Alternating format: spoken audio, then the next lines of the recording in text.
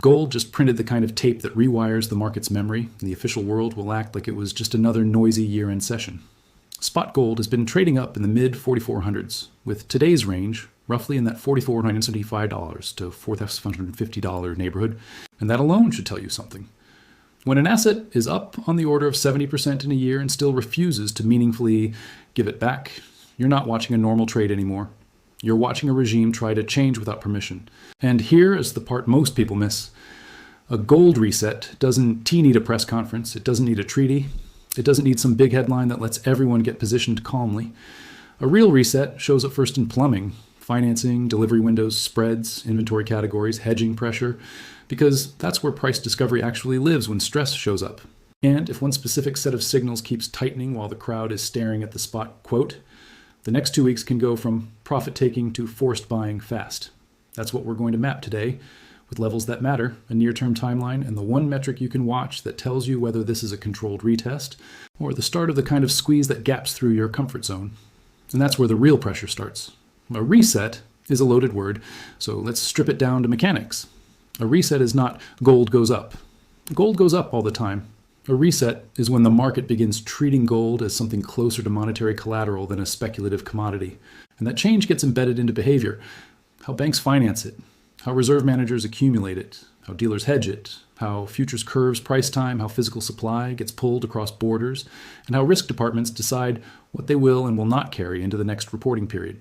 In other words, a reset is when gold stops needing a story to justify itself because the system starts using it as insurance. That's a structural change. And structural changes don't announce themselves.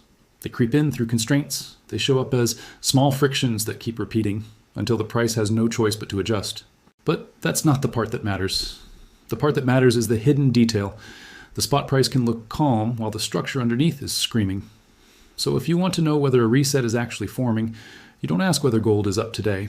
You ask whether the market is paying a premium for immediacy, metal now versus metal later, and whether the channels that are supposed to keep everything smoothly arbitraged are starting to strain. Because if those channels strain, the paper market can keep quoting a number, but it can't keep controlling the narrative, and once that happens, the math changes. Here's why right now is the most dangerous window for a quiet repricing. Look at the calendar. We're in year end. That means books are being closed, VAR models are being refreshed, risk limits are being reset, treasurers are managing collateral, funds that had a monster year are locking gains, not because the thesis died, but because reporting cycles are real and redemption calendars are real. Liquidity gets thinner around holidays, which means it takes less flow to move the tape, and it takes less movement to trigger margin calls and hedging cascades. And in the gold complex specifically, year-end is not just psychological, it's operational. Contracts roll, delivery windows matter, notices matter. And if you understand that, you stop being surprised by sudden air pockets. You start expecting them. But you also start recognizing something else. The market loves to disguise structural shifts as seasonal noise, because that noise is the perfect cover. A reset can happen in cover. It can happen while everyone says, nothing to see here, it's just thin trading. Because if you can't see the plumbing, you can't see the reset. And that's exactly why I'm focusing you on plumbing. Because the crowd is still fighting yesterday's war. They want a headline, they want a villain, they want a single reason. The market doesn't move on single reasons. It moves on constraints colliding. And that collision is building. Now let's build the first layer of proof, starting with the simplest concept that explains 80% of the confusion. Paper versus physical. Futures are not fake, and physical is not pure. Both matter. Futures are how liquidity expresses itself. Physical is how reality enforces itself. In normal times, the futures market is the reference point because it's liquid and continuous, and arbitrage keeps it aligned with physical. But in stressed times, physical tightness doesn't always show up as an instant spike in spot. It shows up as basis behavior, delivery behavior, spread behavior, and premiums that refuse to disappear. Think of it like this. Spot is the billboard. Spreads are the wiring behind the billboard. If the wiring overheats, the billboard can keep glowing until it flickers, and then it fails all at once. And the next detail is what flips the whole setup. The most underappreciated mechanism in the entire gold trade is the simple value of time embedded in the term structure. In a clean, well-supplied, low-stress market, carrying gold forward costs money, storage, insurance, financing. That tends to produce contango. Future prices a bit higher than spot. Not always, but as a tendency. When stress hits, that relationship can compress or invert in the front end. When the front month gets unusually firm relative to deferred months, or when the market starts paying up for the nearest deliverable exposure, it's telling you that immediacy is scarce. And scarcity and immediacy is how resets start, because it means the system is fighting over the right to settle now, not later. That's not emotion, that's math. And math forces behavior. Dealers hedge differently. Shorts carry more risk. Arbitrage becomes harder, not easier. And that's where the real pressure starts. Now add a second layer. Inventory isn't a single number. The public loves to say inventories are up or inventories are down, as if that is the whole story. It's not. In exchange warehouses, categories matter. Some metal is just sitting there. Some metal is actually available for delivery against contracts. Some metal is eligible in the sense that it meets specifications, but it is not registered to deliver. That difference is everything in a squeeze. Because if demand shifts toward delivery, the question is not how much metal exists. The question is, how much metal is actually for sale at the settlement point, at this moment, under these rules? The moment those categories start shifting, metal moving between buckets, owners deciding not to register, reluctance to make deliverable supply available, you can get a market that looks liquid on paper and feels tight in practice. And that one's exactly the kind of environment where a reset can occur silently, not because someone declared a new gold standard, but because the marginal unit of deliverable supply becomes expensive and the market has to pay up to coax it out. But that's not the part most people will notice. What they'll notice is volatility, big red candles, sudden dips. That's where they get emotionally manipulated. We'll get to that shield in a minute because it matters more than your target. But first, we need more proof layers because one signal is never enough. So let's stack. Layer 3 is positioning and open interest behavior. Even without obsessing over every tick, you can track whether participation is expanding or contracting. If prices are making new highs but open interest is rolling over, that often means the move is being driven by existing positions and spot demand, rather than a massive influx of fresh leverage. That can make the market fragile in the short term, because thin leverage can T-cushion moves, but it can also make the base stronger, because the move isn't T purely built on speculative froth. In late December, reported open interest in COMEX gold has been around the 500,000 contract area, and there have been sessions where open interest has declined even as the tape stayed elevated. That's a subtle but important tell. Some players are choosing to reduce exposure into year-end, not because the trend is over, but because their risk framework demands it. That creates a vacuum. Vacuums are where squeezes happen, because when the next wave of demand shows up, there's less natural supply sitting there to absorb it. But that's not the part that matters. The part that matters is what happens when that vacuum meets a calendar catalyst. And we have a calendar catalyst sitting right on top of us. Futures and options calendars don't care about your opinion. They impose deadlines. Late December and early January are roll periods, delivery periods, and risk reset periods. If you're short, your decisions get forced. Roll, deliver, cover, or accept risk you might not be allowed to carry. If you're long, you have choices too. Stand for delivery, roll, or take profit. Those choices are not random. They're shaped by spreads, by financing, by availability, by the cost of carry. So when I say a gold reset can happen without announcing it, this is what I mean. The system can quietly shift its behavior at these deadlines. It can decide that metal now is worth a premium. It can decide to carry less short exposure. It can decide to warehouse more. It can decide to move bars across hubs, and nobody has to say a word. Because if this one level breaks, the math changes. Now layer 4, global arbitrage. Gold is global, but it is not one unified market in real time. It's a set of hubs, New York, London, Switzerland, refining flows, Asia demand centers, connected by arbitrage that depends on logistics, financing, and trust. When everything is smooth, price differences get compressed quickly.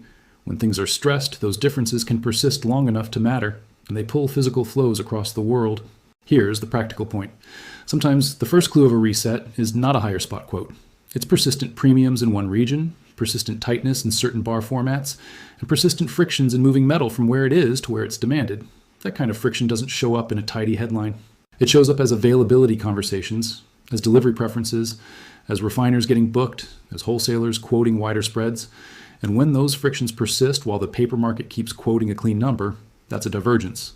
Divergences resolve, and they don't resolve quietly. But that's not the part that matters. The part that matters is what happens when institutional demand sits under that divergence like a floor. Which brings us to layer 5, central bank behavior and reserve psychology. The biggest gold buyer is not your favorite influencer and not your favorite hedge fund. It's official sector demand, reserve managers who buy slowly, deliberately, and often with a lag in reporting. In 2025, Central bank net purchases were still significant, hundreds of tons in the early part of the year by major counts. And the key point isn't the exact tonnage. The key point is the motive. The motive is diversification away from a single counterparty system. When you hold gold, you hold an asset that isn't someone else's liability. That matters more when debt levels are high, when sanctions and geopolitics are real, and when currency stress is part of the landscape. And here is the subtle reset mechanism. When reserve managers treat gold as strategic ballast rather than an opportunistic trade, they change the elasticity of supply. Supply becomes less responsive to price. That makes spikes more likely, because the market can't simply source metal instantly by offering a slightly higher price. It has to pay enough to change behavior, and behavior is sticky, which means when price moves, it can overshoot. And that's where the real pressure starts. Now, layer 6, and this one is underrated, risk management shocks. People love to talk about manipulation. Most of what they call manipulation is just incentives colliding with risk controls. One of the most violent forces in any commodity market is a margin change at the wrong time. If an exchange raises margin requirements after a big run, it can force deleveraging. That can dump price even if the underlying thesis is intact. We literally saw how quickly that can hit in the metals complex. In silver, a margin hike and profit taking combined to produce sharp intraday drops right as everyone got euphoric. That doesn't mean the bull market is over. It means leverage got disciplined. And when leverage gets disciplined, the path becomes ugly. Gold can do the same thing, even if the long-term reset is real. So if you're going to participate in this environment, you need to stop interpreting every red candle as a verdict on the thesis. Often it's just the market shaking out weak positioning. But the next detail is what flips the whole setup. Those shakeouts can be the fuel. Because when weak hands are forced out, the remaining holders are stronger and the next surge has less overhead supply. That's how squeezes get built in public, one brutal flush at a time. Now let S put the pieces together into a single coherent view of how a reset happens without announcing it. Step 1. Gold grinds higher and breaks old levels. In 2025, we didn't just break levels. We moved into a new price universe, mid-4000s, touching the mid-4500s. That kind of move changes the collateral conversation. Step 2. As prices rise, attention rises, and so does derivatives activity. Option strikes cluster, dealers hedge. That creates reflexivity. Step 3, if physical tightness or deliverability constraints show up, the front end of the curve firms, premiums persist, and arbitrage strains.